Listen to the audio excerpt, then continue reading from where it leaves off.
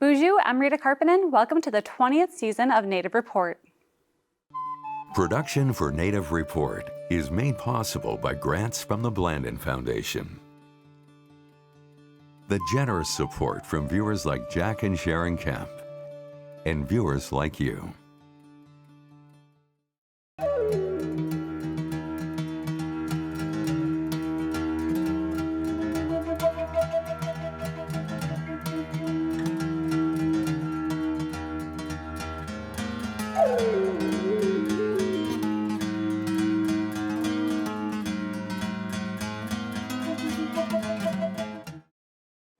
In this episode, we explore the diverse experiences of being Indigenous in the modern world. From navigating the complexities of cultural identity to reclaiming languages and traditions, Indigenous people today face unique challenges and opportunities. We'll hear from food sovereignty leaders, students, and educators who are balancing the preservation of their heritage with participation in contemporary society. Through these stories, we gain insight into the resilience, innovation, and pride that define the Indigenous experience in the 21st century. Stay tuned for an inspiring journey.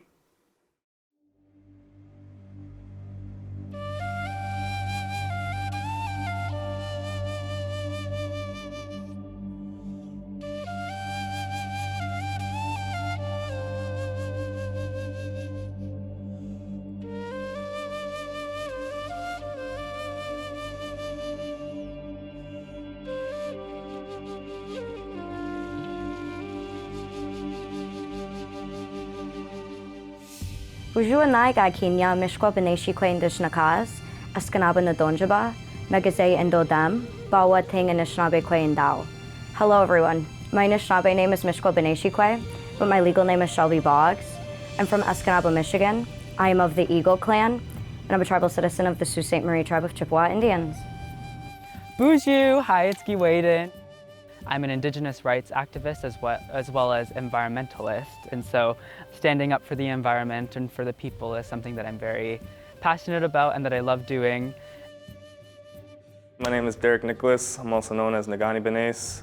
I'm an enrolled member of the Red Cliff Band of Ojibwe, and I'm the Traditional Foods and Nutrition Program Coordinator. My name is Kaylee Mancha. I hold a lot of different roles in the community here.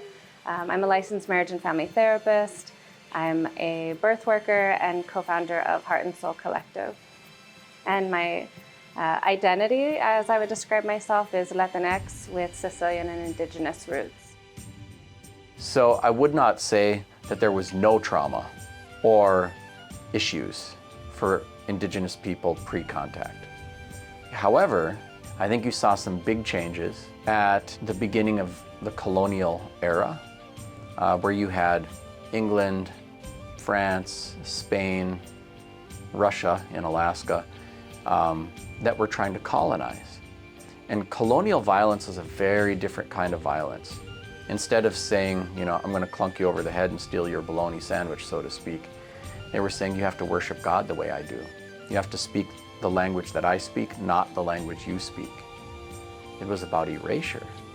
And that did a much more profound kind of damage and sustained trauma for Native people. And it escalates. If you imagine by the end of the 1800s, not only has there been tremendous violence visited upon the population, but the children taken away and sent to schools where they receive lots of harsh physical discipline and no nurture. And so you see an escalation in the trauma responses, in the late 1800s. And they don't really start ending the residential boarding school system until, World War II. When you stop hitting somebody in the head with a hammer, it doesn't mean that they're not still feeling the effects of all the traumas. So healing takes generations, not just time, but generations.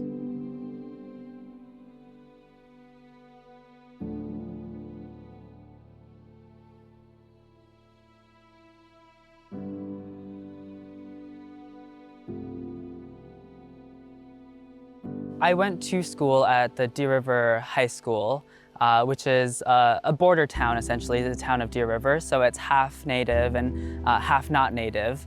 And because of that, a lot of our teachers did teach us like the things that everyone should be taught in regards to American history, because Native history is American history. So we learned about the boarding schools, smallpox and stuff in the Native population just not being immune to those diseases, and how that was 90 million that ended up losing their lives in those first early stages of colonialism. And so learning that in high school was very formative to that. And also my mom is just someone who was deep into activism and would take us along to different protests and stuff. And my mom is just a strong Indigenous woman, and I try to follow in her footsteps. Even though my voice is not very big in person, online I'm able to sort of step away from that and have a big voice, which I'm very thankful for. I'm double majoring in social work and Native American studies. I'm involved in a federal grant program called Walking the Path Together, and I thought that it would just be a great way to get involved, get acquainted with the Native community here. So I grew up downstate, so I grew up like geographically separated from my tribal community and people. But because of the boarding schools, my family grew up so culturally disconnected. Like my dad's mom, my Nokomis, died when he was 7. And so my dad kind of hopped around in the like foster care system. And so my dad didn't necessarily know what it meant to be Indian growing up, and so in return, I didn't understand what it meant to be Anishinaabe. My family didn't really speak about being Indigenous at all, you know. Due to the boarding schools, a lot of that information wasn't passed down to my father and my aunts and uncles, and therefore me as well. My family did everything they could to take us away from that life. You know, we had properties over in Bad River and Red Cliff, and they sold them all and just did everything they could to separate us from the culture, because back then it wasn't good to be Native. We weren't allowed to practice our spirituality or our culture, so it was kind of just best to be assimilated with today's society. First video that I filmed that went viral was paying homage to like my ancestors and just a lot of Indigenous folks who have Indigenous features. Growing up, I've always like wanted a nose job. And that's just because of like the hook in my nose. But now I am completely not of that mindset, because the hook in my nose is a homage to my ancestors. And there's lots of historical photos of Native people with their side profiles, and it's like highlighting their noses. And it is something that is representative of my people, even though phenotypically there's not one way to look Native. And that's also another big discussion that video opened up for the Native TikTok community, which is very important to have.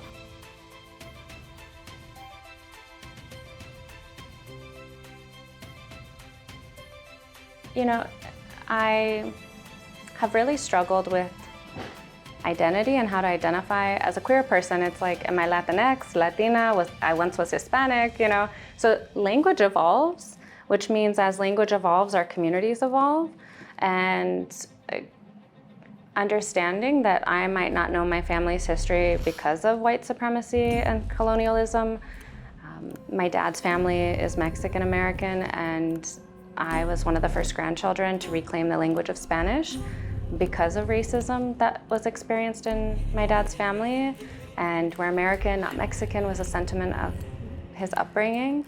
And so for me, it's about learning who I am and not centering whiteness as how I define myself, or not relying on quantum blood count to feel valid in my identity. And you know, I say Indigenous roots because I know where my family comes from. They're desert peoples, but because of the ways in which they were taken from land, I don't know exactly the Indigenous group that my people come from, but that doesn't mean that I can't honor indigeneity, that I can't sit in that. And I think sometimes we're so focused on gatekeeping that we don't allow people to reclaim.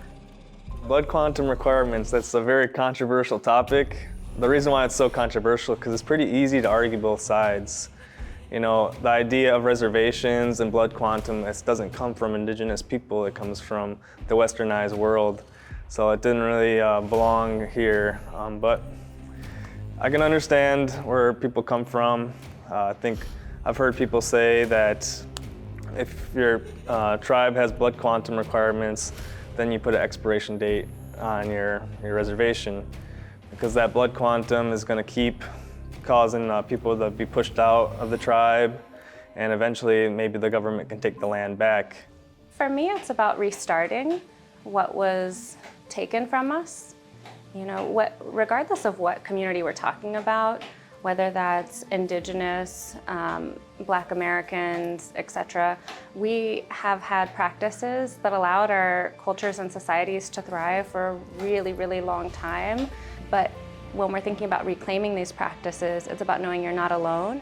I really reconnected with my culture in college. I went to University of Minnesota Morris, and I got to take language classes there, so I got to learn my native language, Anishinaabe, and I got to care for the Native American gardens, so working closely with those native seeds and learning the songs and stories behind that, and then just my passion to learn more and reconnect continued to blossom. And after graduating, I found myself here in Minneapolis, and I've just been so grateful to have a lot of elders just take me under their wings and take me out in the woods and teach me things and stuff like that. So it's been a really exciting journey, and I'm really grateful for all those ones that teach me things and continue to learn and to give back. Sometimes reconnecting can be scary because there's so much invalidation that comes with it and not knowing where to start. But I would also say, it's never too late to reconnect, and to also just trust in the spirits that are guiding and protecting you, and knowing that the culture is yours to seek out and to reclaim, and that you should seek out your elders, offer them tobacco, and have them tell you their stories and listen. I've learned the value of listening and just hearing what other people have to say, because I think sometimes people think that when you're reconnecting, there's going to be a book or an online resource that you can read and it's going to tell you everything you need to know about your culture. But we're such an oral tradition people that to truly reconnect, you have to go out there and you have to talk with people, socialize with people, create kinship bonds. And through those relationships is how you truly learn the culture and what it means to be Indigenous. People come to me because things like decolonizing mental health are new to Vegas. And so people come to me looking for how to integrate culture into their work, how to understand the ways that their own identities show up in these spaces. And really, it's giving people permission to do things differently than maybe we've been taught to do. I take that position of humility because I learned so much from the people that I support and hold space for, maybe more than they learned from me. So I think something I would like the audience watching this today to know is that decolonizing, it takes time. It's a series of unlearning. And so how do we unlearn what we know to be normal? How do we destigmatize seeking support, building support? Ultimately, I believe that community aid and mutual aid are the answers to a lot of our societal challenges, and finding people that are willing to do that work with you. So it's a journey. Be patient and gentle with yourself on that journey. So sometimes we hear words like decolonizing and it feels like a buzzword. And I think so many times people assume it's an action, like if I do this one intervention or if I embody this look, then I'm decolonizing, if I say the right things. But ultimately, decolonizing our lives looks like an intentional practice of being.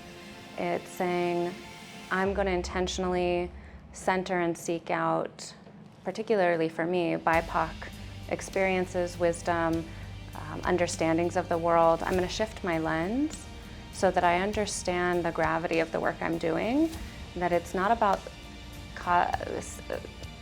resolving a problem or addressing a symptom, but it's about creating new systems. And so decolonizing work is long-term work, it's generational work. Our motto at the center is the gift is in the journey.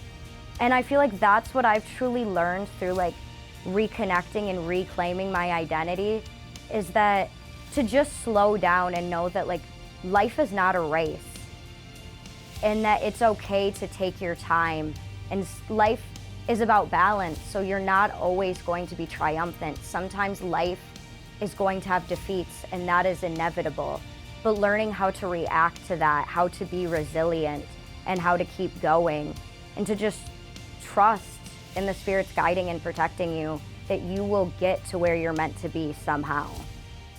I highly advocate for all youth to really try to reconnect with their culture. It brings a lot of value within one's life. A big thing about being Indigenous is to be a value to the community, to be as helpful as you can. And when I strongly believe that everyone has their place within the culture and that we need to revitalize certain knowledge in certain areas to become successful. So whenever I'm teaching young ones, I'm like, hey, we all have a gift here on earth. Every plant, every animal has a gift, and so do you. And maybe your gift is that you really connected with the water. We need native voices that do marine biology and that can understand the relationships that we have with wild rice, know those stories, how the environment's affecting the wild rice. We need young ones that are passionate about learning about the animals and understanding their migration patterns, and ones that work with the trees or the stars or food. So we all have a place in this world. I think nowadays a lot of our problems that our community is facing is like identity confusion, because we don't know where we fit in, and we can get depressed or anxious or face anxiety when we just don't feel like we belong in this world, that we don't have a purpose. So when we get to reconnect with our culture, you kind of figure out, oh, this is what I'm supposed to do. I've been really fortunate to have elders take me in and to teach me different things, and they told me it was my responsibility to be a hollow reed, to be a clear bone, to be as pure as possible so that that spirit of knowledge can flow through me real easily, because the stuff that I'm teaching isn't coming from me, it's coming from my elders, which they receive from their elders, and on and on and on. So that's one of my responsibilities, is to teach the young ones the stuff that the elders are teaching me.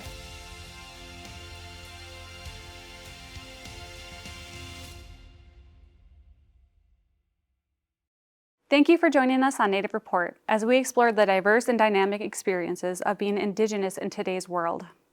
Throughout the episode, we've seen how Indigenous communities navigate the complexities of modernity while preserving their unique traditions and identities. The stories we've shared reflect a tapestry of experiences, each contributing to a broader understanding of what it means to be Indigenous in a rapidly changing world.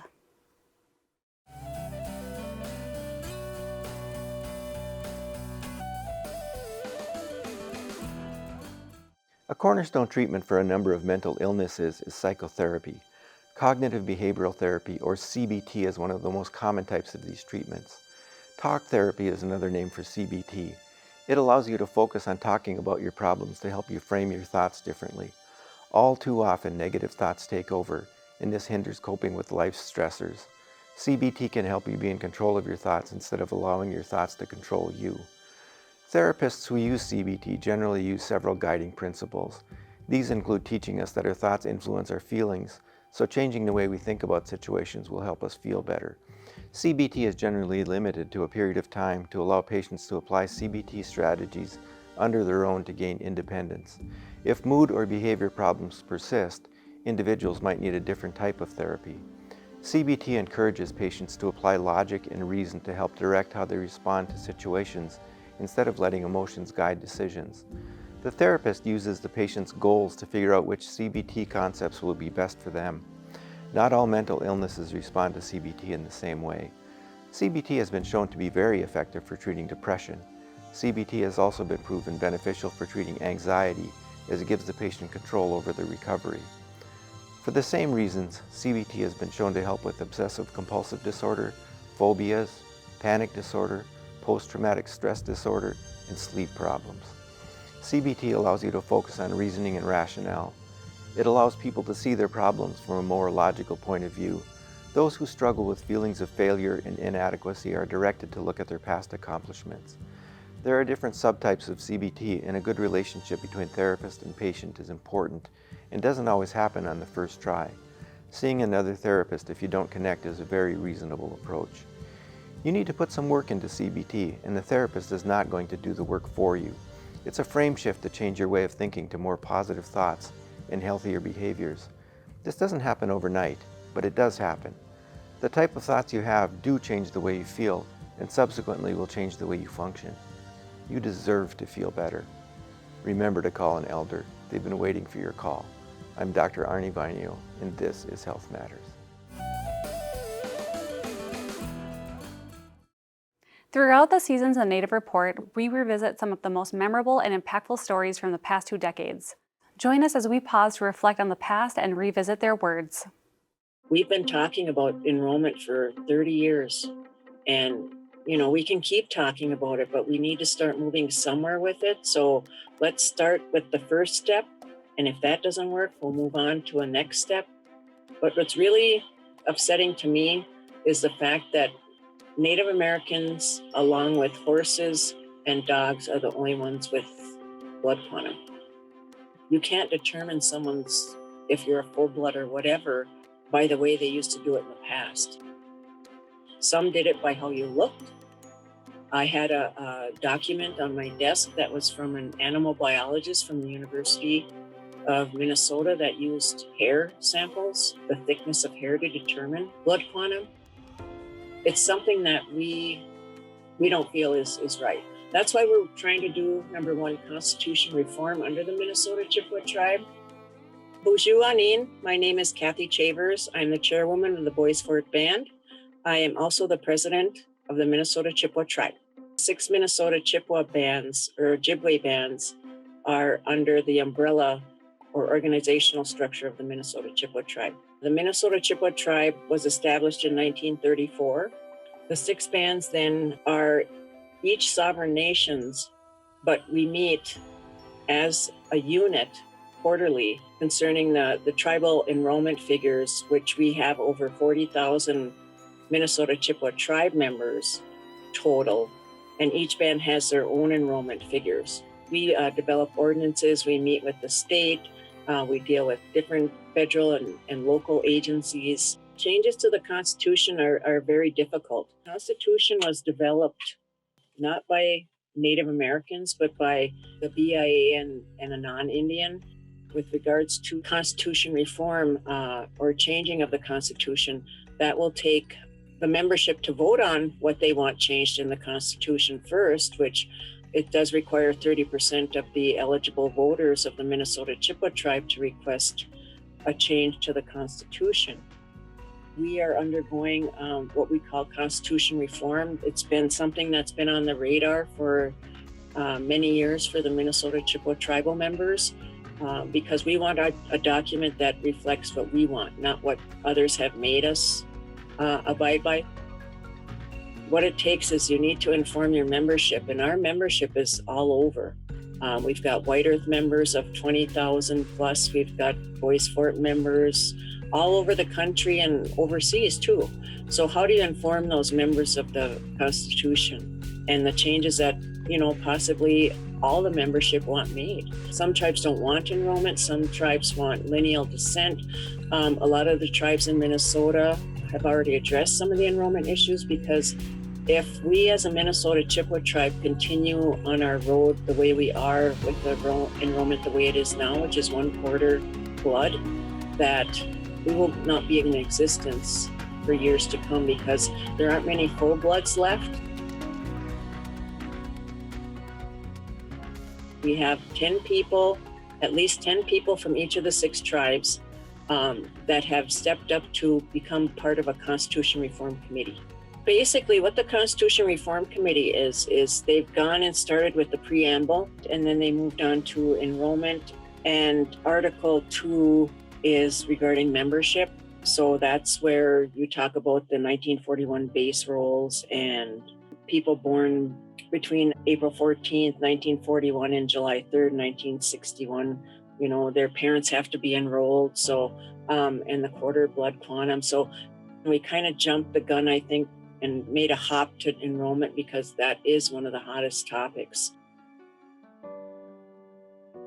We didn't impose an enrollment on ourselves. It was imposed on us by the federal government, and actually a form of termination for us, if that's what we look at it as. So there's many laws that have gone through, like the Allotment Act, the termination era, all these other things that have happened. There's such a long history that has not been taught. Even myself, I know a lot of band members or tribal members that even don't know about our history and our culture because of the historical trauma from the boarding schools, and also the don't know that we have to abide by a constitution, that the tribes don't have the authority, the Minnesota Chippewa tribes don't have the authority to change the enrollment. That needs to be done by the MCT, all the MCT members, not the individual bands. So it's very complicated. We need to educate our people, our children, we need to educate. We did ask about having a referendum on the enrollment issue. We want to know, do the tribal MCT members feel that the tribe should determine their own enrollment? Each tribe should determine their own enrollment.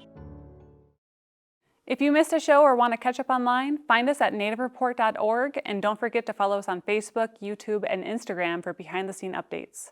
Drop a comment on social media if you enjoyed the show.